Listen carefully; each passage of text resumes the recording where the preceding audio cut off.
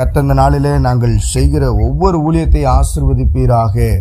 ஆண்டவரே, ஊழியக்காரர்கள் மத்தியில கர்த்தர் ஒரு பெரிய அதிசயமான காரியங்களை செய்வீராக. ஊழியர்கள் துவண்டு போகாதபடிக்கு ஊழியம் செய்ய கர்த்தர் கிருபை செய்ய வேண்டுமாய் நாங்கள் செபிக்கிறோம். ஆண்டவரே, ஒவ்வொரு ஊழியக்காரர்களும் தேவனுக்காக பயன்படும் பாத்திரவான்களாக இருக்கணும். ஆண்டவரே, தேவனுடைய ஊழியக்காரர்கள் ஒவ்வொருவரும் ஆண்டவருடைய நாமத்தை உயர்த்துவார்களாக, ஊழியம் செய்வார்களாக, கர்த்தருக்கு ஏற்ற சிந்தனை உள்ளவர்களாய் அநேகரை மாற்றுவார்களாக.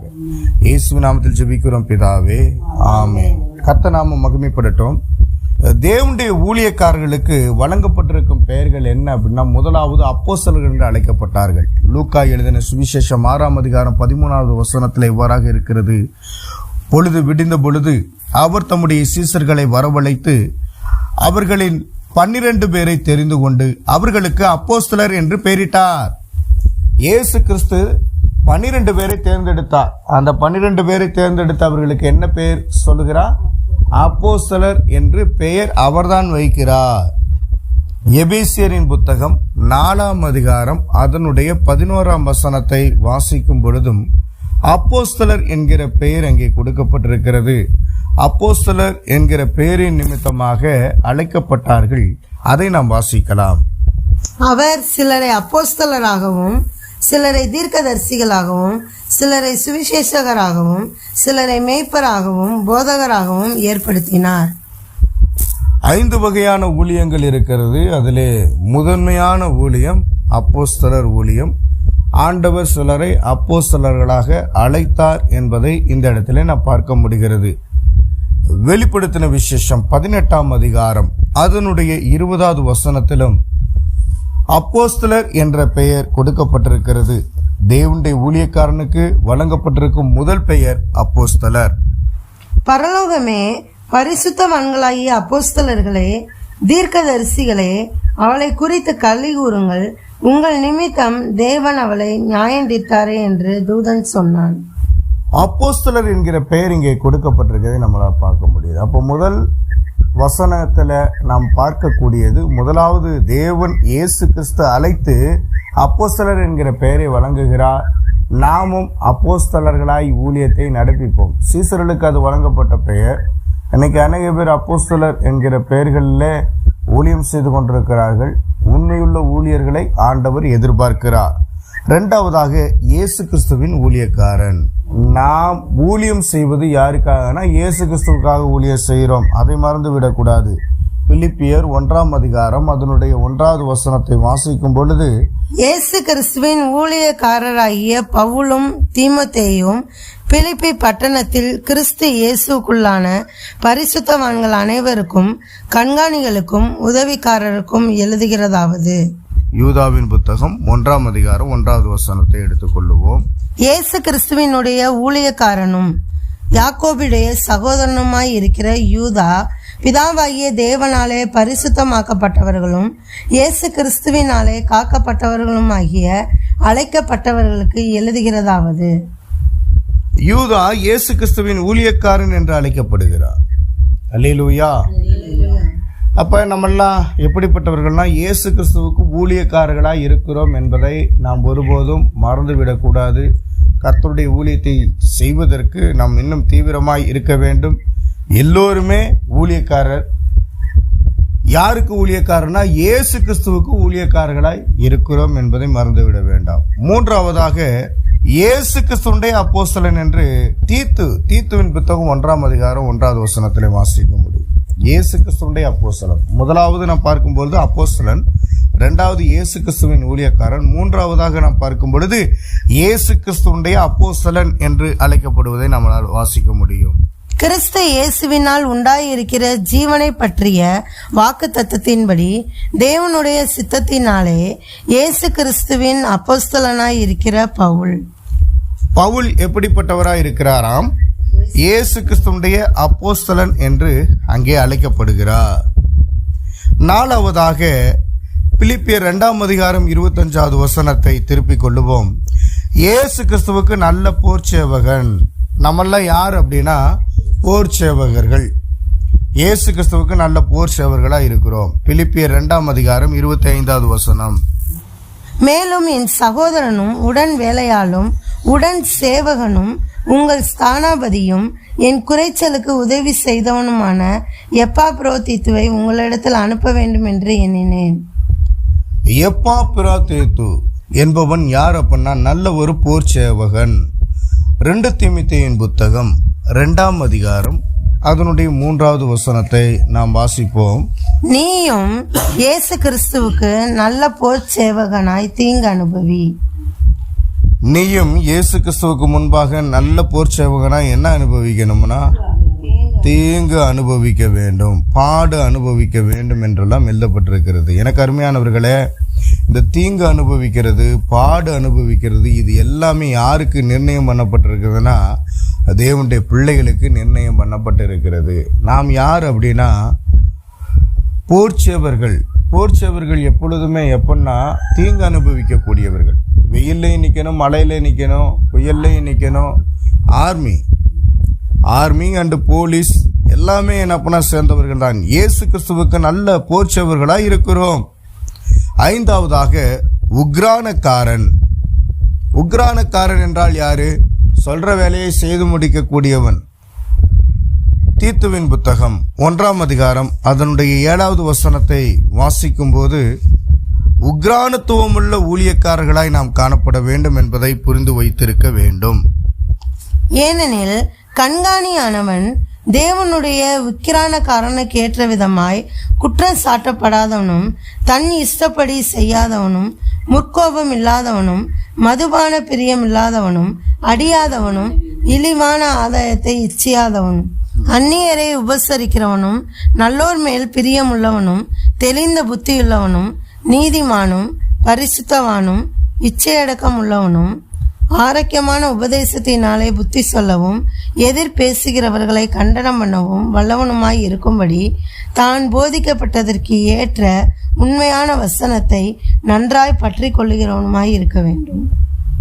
ஒரு உக்ரானக்காரன் எப்படி இருக்க வேண்டும்னா பரிசுத்தவனா இருக்கணும், நீதிமானா இருக்கணும், பாவம் செய்யாதவனா இருக்கணும், ஒரே மனைவியுடையவனா காணப்படணும், ஆரோக்கியமான உபதேசத்தை செய்யக்கூடியவனா இருக்கணும், புத்தி சொல்லுகிறவனா இருக்கணும். இப்படிப்பட்ட காரியங்கள் தொடர்ந்து என்ன பண்ண நாம் வாசித்து கொண்டு இருக்கிறோம். அப்ப ஒரு உக்ரானக்காரன் எப்படிப்பட்டணும்னா கரெக்டா இருக்கணும், சரியாக உண்மையான ஆண்டவராய் இயேசு கிறிஸ்து கொடுத்திருக்கிற இந்த வசனத்தை பற்றி கொண்டு இருக்கக்கூடியவனாய் இருக்க வேண்டும். 1 பேதுருடைய புத்தகம் 4ஆம் அதிகாரம் 10வது வசனம். அவனவன் பெற்ற வரத்தின்படியே நீங்கள் தேவனுடைய பற்பல கிருபையுள்ள ஈவுகளை பகிர்ந்து கொடுக்கும் நல்ல உக்கிரானக்காரர் போல ஒருவருக்கொருவர் உதவி செய்யுங்கள். நல்ல உக்கிரானக்காரன் என்ன பண்ணுவானா உதவிகளை செய்வான். கர்த்தருக்கு முன்பாக இருந்து வேலை செய்கிறவனாய் உதவிகளை செய்யக்கூடியவனாய் இருக்கிறான். அல்லேலூயா. 6வதாக உடன் வேலையாட்கள். அதாவது தேவனுடைய ஊழியக்காரர்களுக்கு வழங்கப்பட்டிருக்கும் பெயர்கள் 6வது என்னன்னா உடன் வேலையாட்கள். 2 கொரிந்தியர் 6ஆம் அதிகாரம் 1வது வசனத்தை வாசிக்கும் போது கிறிஸ்துவனுடைய உடன் வேலையாட்களாய் நாம் இருக்கிறோம். தேவனுடைய கிருபையை நீங்கள் விருதாவாய் பெறாதபடிக்கு உடன் வேலையாட்களாகிய நாங்கள் உங்களுக்கு புத்தி சொல்கிறோம். நாம் யாரை கொண்டு புத்தி சொல்ல வேண்டும்? கிறிஸ்து இயேசுவை கொண்டு புத்தி சொல்ல வேண்டும். 7வதாக உதவிக்காரர்களாய் இருக்கிறோம். 1 தீமோத்தேயுவின் புத்தகம் 3ஆம் அதிகாரம் 8வது வசனத்தை வாசிக்கும் பொழுது நாம் ஊழியக்காரர்கள் தான், ஆனால் உதவிக்காரர்களாய் இருக்கிறோம். அந்தபடியே உதவிக்காரரும் இருநாக்குள்ளவர்களாயும் மதுபான பிரியராயும் இழிவான ஆதாயத்தை இச்சிக்கிறவர்களாயும் இராமல் நல்லொழுக்கம் உள்ளவர்களாயும் விசுவாசத்தின் ரகசியத்தை சுத்த மனசாட்சியிலே காத்து கொள்ளுகிறவர்களாயும் இருக்க வேண்டும்.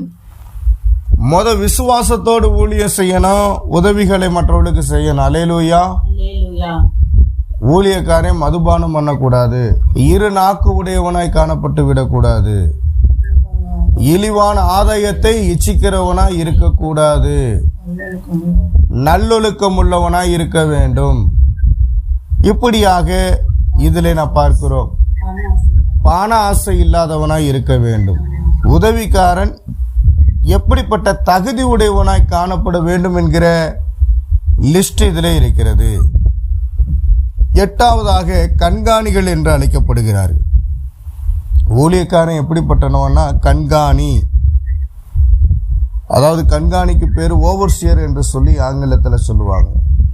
எல்லா ஊழியர்களையும் கண்காணிக்கிற பொறுப்பு, தேவையான உதவிகளை செய்கிற அந்த கண்காணி பொறுப்பில் இருக்கக்கூடிய ஊழியக்காரன். பிலிப்பியர் 1ஆம் அதிகாரம் அதனுடைய 1வது வசனத்தை வாசிக்கும் போது உதவிக்காரன் என்று அழைக்கப்படுவதை நம்மளால் வாசிக்க முடியும். இயேசு கிறிஸ்துவின் ஊழியக்காரராகிய பவுலும் தீமோத்தேயும் பிலிப்பி பட்டணத்தில் கிறிஸ்து இயேசுவுக்குள்ளான பரிசுத்தவான்கள் அனைவருக்கும் கண்காணிகளுக்கும் உதவிக்காரருக்கும் எழுதுகிறதாவது. பவுலும் கூட இன்னொருத்தர் யாரு? தீமோத்தேயு இருக்கிறாங்க. பவுலால் வளர்க்கப்பட்டவர் தீமோத்தேயு. இவங்கெல்லாம் நல்ல ஊழியக்காரர்கள். அவர்கள் ஒரு லிஸ்ட்டை என்ன பண்ண கொடுக்குறாங்க. அதில் உதவிக்காரர்களுக்கும் எழுதுகிறதாவது. உதவிக்காரர்கள் என்று சொல்லும்பொழுது கர்த்தருக்கு கொடுக்கக்கூடியவர்கள், கண்காணி. அன்பின் ஆண்டவருக்கு ஸ்தோத்திரம். கண்காணிகள், அதாவது ஊழியத்தை செய்யக்கூடியவர்கள் கண்காணிகளாக இருக்கிறார்கள். அப்படிப்பட்டவர்களுக்கு ஒரு சில புத்திமதிகளை சொல்லி எழுதுகிற காரியம்தான் இதில் அடங்கி இருக்கிறது. 1 தீமோத்தேயுவின் புத்தகம் 3ஆம் அதிகாரம் அதனுடைய 1வது வசனத்தை வாசிக்கலாம். கண்காணிப்பை விரும்புகிறவன் நல்ல வேலையை விரும்புகிறான். இது உண்மையான வார்த்தை. தீத்துவின் புத்தகம் 1ஆம் அதிகாரம் 7வது வசனத்தை வாசிக்கும் போது கண்காணியை குறித்து என்ன எழுதப்பட்டிருக்கிறது என்பதை பாருங்கள். ஏனெனில் கண்காணியானவன் தேவனுடைய உக்கிரானுக்கேற்ற விதமாய் குற்றஞ்சாட்டப்படாதவனும் தன் இஷ்டப்படி செய்யாதவனும் முற்கோபம் இல்லாதவனும் மதுபான பிரியம் இல்லாதவனும் அடியாதவனும் இழிவான ஆதாயத்தை இச்சியாதவனும். அல்லேலூயா. ஏற்கனவே இந்த லிஸ்ட் நம்ம பெருசா வாசித்தோம். கண்காணியானவன் எப்படிப்பட்டவனா இருக்குன்னு, இழிவான ஆதாயத்தை இச்சிக்காதவனா இருக்க வேண்டும். அப்போஸ்தலர் 20ஆம் அதிகாரம் 28வது வசனத்துல கண்காணியை குறித்து சொல்லப்பட்டிருக்கிற பகுதியை நாம் வாசிக்க போகிறோம். அப்போஸ்தலர் 20:28. ஆகையால் உங்களை குறித்தும் தேவன் தம்முடைய சுய இரத்தத்தினாலே சம்பாதித்து கொண்ட தமது சபையை மேய்ப்பதற்கு பரிசுத்த ஆவி உங்களை கண்காணிகளாக வைத்த மந்தை முழுவதையும் குறித்து எச்சரிக்கையாயிருங்கள். மந்தையை மேய்க்கிறதுக்கு சரியா இருக்கணும். ஒரு சபையை கண்காணிக்கக்கூடிய கண்காணி, மந்தையில் இருக்க ஆடு எப்படிப்பட்டது, சபைக்கு வரக்கூடிய ஆத்மா எப்படிப்பட்டது, விசுவாசி எந்த சூழ்நிலையில் இருக்கிறாங்க அப்படிங்கிறதை கவனமாக கண்காணிக்க வேண்டிய பொறுப்பிலே இருக்கிறார்கள். 9வதாக கர்த்தருடைய ஊழியக்காரன். அருமையானவர்களே, ஊழியம் செய்வது கர்த்தருக்கு. கர்த்தருடைய ஊழியக்காரன் என்கிற பெயர் வழங்கப்பட்டிருக்கிறது. அதற்குரிய வசனத்தை நாம் வாசிக்க போகிறோம். 2 தீமோத்தேயுவின் புத்தகம் 2ஆம் அதிகாரம் 24வது வசனத்தை நாம் வாசிக்க போகிறோம். கர்த்தருடைய ஊழியக்காரன் சண்டை பண்ணுகிறவனாயிராமல் எல்லாரிடத்திலும் சாந்தமுள்ளவனும் போதக சமத்தனும் தீமையை சகிக்கிறவனுமாய் இருக்க வேண்டும். தீமையை சகிக்கக்கூடியவனாய் இருக்க வேண்டும். போதக சமர்த்தனாய் இருக்க வேண்டும். ஆண்டவருடைய ஊழியக்காரன் ஒருபோதும் சண்டை பண்ணுகிறவனாய் இருக்கக்கூடாது. அநேகரை சமாதானத்துக்குள்ளாக நடத்தக்கூடியவனாய் காணப்பட வேண்டும். எனவே கர்த்தருடைய ஊழியக்காரனுடைய குவாலிஃபிகேஷன் என்று இருக்கிறது. அவன் பொறுமையோடு இருக்க வேண்டும். தீமையை சகித்து வாழக்கூடியவனாய் இருக்க வேண்டும். தேவனுடைய ஊழியத்தை சரியாய் செயல்படுத்துகிறவனாய் இருக்க வேண்டும். 10வதாக ஊழியக்காரனுக்கு பேரு சாட்சிகள் என்று அர்த்தம். சாட்சிகள் என்று அழைக்கப்படுகிறார்கள். அதாவது தேவனுடைய ஊழியக்காரர்களுக்கு வழங்கப்பட்டிருக்கிற பெயர்கள் பட்டியலில் 10வதாக அவர்களுக்கு பேரே சாட்சிகள் என்ற இருக்கிறது. அப்போஸ்தலர் 1ஆம் அதிகாரம் அதனுடைய 8வது வசனத்தை நீங்கள் வாசித்து பாருங்கள். நம்மெல்லாம் சாட்சி உடையவர்களாய் இருக்க வேண்டும். பரிசுத்த ஆவி உங்களிடத்தில் வரும்போது நீங்கள் பெலனடைந்து எருசலேமிலும் யூதேயா முழுவதிலும் சமாரியாவிலும் பூமியின் கடைசி பரியந்தமும் எனக்கு சாட்சிகளாய் இருப்பீர்கள் என்றார். சாட்சிகள் பூமியின் கடைசி பரியந்தமும் எனக்கு எப்படிப்பட்டவர்களாய் இருப்பீர்கள்? சாட்சிகளாய் இருப்பீர்கள். இதே அப்போஸ்தலர் 5ஆம் அதிகாரம் 32வது வசனத்தை வாசிக்கும் பொழுது கர்த்தருக்கு நாம் சாட்சிகளாய் இருக்கிறோம். இந்த சங்கதிகளை குறித்து நாங்கள் அவருக்கு சாட்சிகளாய் இருக்கிறோம். தேவன் தமக்கு கீழ்ப்படுகிறவர்களுக்கு தந்தருளின பரிசுத்த ஆவியும் சாட்சி என்றார்கள். பரிசுத்த ஆவியானவர் நமக்குள்ளே இருக்கிறார். அவர் நமக்காக சாட்சியாய் இருக்கிறார். ஊழியக்காரன் சாட்சி உள்ளவர்களாய் இருக்கிறோம் என்பதை மறந்துவிடக்கூடாது. இதே அப்போஸ்தலரின் புத்தகம் 26ஆம் அதிகாரம் 16வது வசனத்தை நாம் வாசிக்கும் பொழுது அங்கே கர்த்தருடைய ஊழியக்காரனுக்கு சாட்சிகள் என்ற பெயர் கொடுக்கப்பட்டிருப்பதை நாம் உணர்ந்து கொள்ள முடியும். அப்போஸ்தலர் 1:8, அப்போஸ்தலர் 5:32, அப்போஸ்தலர் 26:16 இப்போது நாம் வாசிக்க போகிறோம். இப்பொழுது நீ எழுந்து காலூன்றி நில். நீ கண்டவைகளையும் நான் உனக்கு தரிசனமாகி காண்பிக்கப் போகிறவைகளையும் குறித்து உன்னை ஊழியக்காரனாகவும் சாட்சியாகவும் ஏற்படுத்துகிறதற்காக உனக்கு தரிசனமானேன். ஊழியக்காரனாகவும் சாட்சியாகவும் ஏற்படுத்தி ஆண்டவர் வைத்திருக்கிறார். உனக்கு தரிசனமானேன் என்று ஆண்டவர் சொல்லுகிறார். அருமையானவர்களே, இது எப்பேற்பட்ட ஒரு பாக்கியமான காரியம். பேதுரு மற்றும் இந்த இடத்திலே பார்க்கும் பொழுது பவுலை ஆண்டவராகிய தேவன் சாட்சியாக வைக்கிறார். அல்லேலூயா. ஊழியக்காரன் சாட்சி உள்ள வாழ்க்கை வாழணும். அதே நேரத்தில் கிறிஸ்துவின் சாட்சியாக ஊழியம் செய்ய அழைக்கப்பட்டவர்களாய் இருக்கிறார்கள். 11வது சுவிசேஷ ஊழியத்தை நடத்தும் ஆசாரியனாய் காணப்படுகிறார். இது எப்படிப்பட்ட ஒரு பாக்கியம்! சுவிசேஷ ஊழியத்தை நடத்தும் ஆசாரியன் தான் தேவனுடைய ஊழியக்காரன். நாம் அடுத்து 12வது காரியத்தை வாசிக்க போகிறோம். 2 தீமோத்தேயுவின் புத்தகம் 4ஆம் அதிகாரம் 5வது வசனத்துல சுவிசேஷகன் என்று எழுதப்பட்டிருக்கிறது. தேவனுடைய ஊழியக்காரனுக்கு பேரு சுவிசேஷகன். நீயோ எல்லாவற்றிலும் மன தெளிவுள்ளவனாயிரு, தீங்கு அனுபவி, சுவிசேஷனுடைய வேலையை செய், உன் ஊழியத்தை நிறைவேற்று. தீங்கு அனுபவி, உன் ஊழியத்தை நிறைவேற்று. நீ சுவிசேஷனுடைய ஊழியத்தை செய். சுவிசேஷ ஊழியத்தை நடத்தும் ஆசாரியன் ரோமர் 15:15. அப்படி இருந்தும் சகோதரரே, புறஜாதியாராகிய பலி பரிசுத்த ஆவியினாலே பரிசுத்தமாக்கப்பட்டு தேவனுக்கு பிரியமான பலியாகும்படிக்கு நான் தேவனுடைய சுவிசேஷ ஊழியத்தை நடத்தும் ஆசாரியனாய் இருந்து புறஜாதிகளுக்கு இயேசு கிறிஸ்துவினுடைய ஊழியக்காரனாகும் பொருட்டு தேவன் எனக்கு அளித்த கிருபையினாலே உங்களுக்கு ஞாபகப்படுத்தும்படிக்கு இவைகளை நான் அதிக தைரியமாய் எழுதினேன். பவுல் சொல்லுகிற அந்த இடத்துல சுவிசேஷ ஊழியத்தை நடத்தும் ஆசாரியனாய் இருந்து நான் ஊழியத்தை நடப்பித்தேன் என்று சொல்லுகிறார். அதற்காக நான் கர்த்தரை துதிக்கிறேன். இப்போது நாம் வாசிக்கக்கூடியது சேவகர்கள். 14வது பாயிண்ட் பார்த்துக்கிட்டு இருக்கிறோம். பிலிப்பியர் 2ஆம் அதிகாரம் அதனுடைய 25வது வசனத்தை நாம் வாசிப்போம். அதிலே சேவகர்களை குறித்து சொல்லப்பட்டிருக்கிறது. மேலும் என் உடன் சகோதரனும் உடன் வேலையாளும் உடன் சேவகனும் உங்கள் ஸ்தானாபதியும் என் குறைச்சலுக்கு உதவி செய்தவனுமான எப்பாப்ரோதித்துவை உங்களிடத்தில் அனுப்ப வேண்டும் என்று எண்ணினேன். அல்லேலூயா. சேவர்களாய் நாம் இருக்கிறோம். சேவகம் பண்ணுகிறவர்களாய் காணப்பட வேண்டும். 2 தீமோத்தேயுவின் புத்தகம் 2ஆம் அதிகாரம் 3 மற்றும் 4வது வசனத்தை வாசிக்கும் பொழுது சேவகர்கள் அப்படிங்கிற பேர் அங்கே கொடுக்கப்பட்டதை நம்மளால் வாசிக்க முடியும். வாசிப்போம்.